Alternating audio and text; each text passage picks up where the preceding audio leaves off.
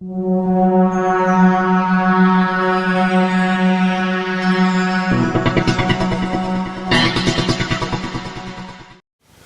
to the Nicholas 11x12 technology. Today we're looking at the famous Canon EOS 600D DSLR camera. Right off the bat, I'd like to apologize for the worse image and audio quality because I'm filming with a different camera right now. This will not be a real review, more of an overview with practical tests. So now I guess it's time to move on to the specifications. I have this note here with all the specs. The Canon EOS 600D has 18 megapixels, can shoot with a max resolution of 5184 by 2912 at 16 by 9, 5182 by 3456 at 3 by 2, 4608 by 3456 at 4 by 3, and 3456 by 3456 at 1 by 1. As for movies, it's at 1920 by 1080 at 30, 25 or 24 FPS, or at 1280 by 720 at 60 or 50 FPS, or at 640 by 480 at 30 or 25 FPS. The EF/EFS lens mount is used. The camera has a 3-inch LCD screen, a pentamirror viewfinder with dioptric adjustment, and this DSLR also comes with built-in flash and an ISO range of 100 to 12,800. This 600D supports SD, SDHC, and SDXC cards. Has one USB 2.0 and one HDMI output, video out, mic in, and uses a lithium-ion battery. I bought this DSLR with its EFS 18 to 55mm f3.5 to 5.6 IS2 kit lens.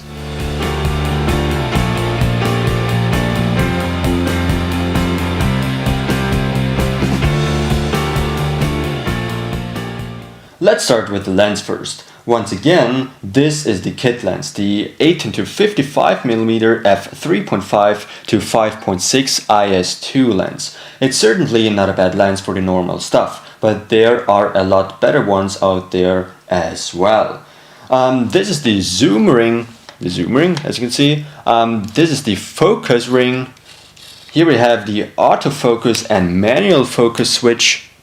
Then here we have the stabilizer on and off switch, and I guess that's pretty much it for the lens. So now let's get to the body itself. This is the on and off switch, as you can see, on, off. This is the modes wheel. Wait a second, as you can see, the screen itself is rotatable. You can pretty much swing it around just the way you want it. You see, lots of flexibility right there. And yeah, but now let's concentrate on the buttons first. This is the modes wheel. As you can see, you can switch between different modes here, and there even is a camera icon up here which allows you to film. Alright, but we'll get back to M, which stands for manual exposure. This is the manual shooting mode.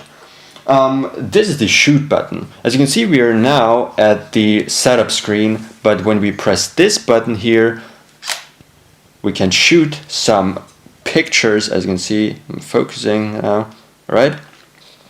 And as you can see, beside this little shooting button, there is a red dot. I'm not sure if you can see that here, but this also means when you're in the movie mode, this is the record button. As you can see, I'm currently recording. Alright. Next up, here we have the display button. What this does, this switches when you basically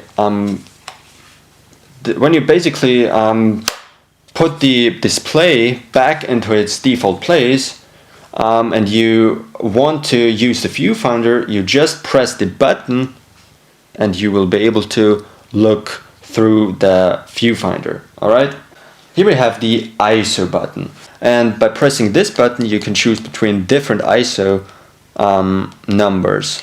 The lower the better, of course, but this is a but this is not part of the review, of course.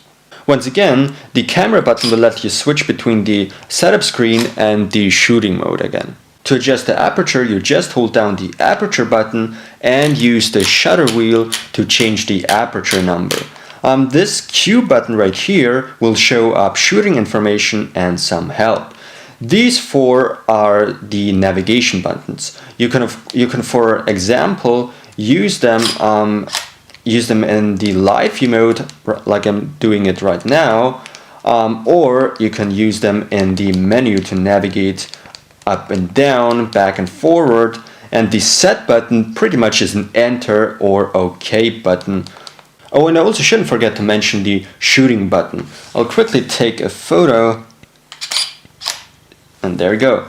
To preview the images, the pictures you've taken, you just press the play button, and there you have them. The trash can button is used to delete pictures, for example, or when in the live view mode, when you use the rectangle to reset it at the default place, press the trash can button and it's reset. Once again, the menu button will bring up the menu with lots of options. The info button will bring up shooting information, and the flash button right here, wait a second, the flash button right here will bring out the built-in flash, as you can see. Now, this is the hot shoe mount for external microphones or external flashes, and I guess now it's time. Oh, and this is the zoom in button for easier focusing. And yeah, here we have the AV out, digital outputs, the USB 2.0 output, and HDMI out. Then we have the video out and mic in for external microphones. Underneath we have the tripod mount and the battery slot. I'll quickly turn off the camera, sensor cleaning by the way, and I'll just open the slot and take out the battery. It's just as simple like that, right? And yeah, I guess that's all. Alright, I guess then it's time to move on to the test shots. It was really cold out there, at least for my hands. They were freezing.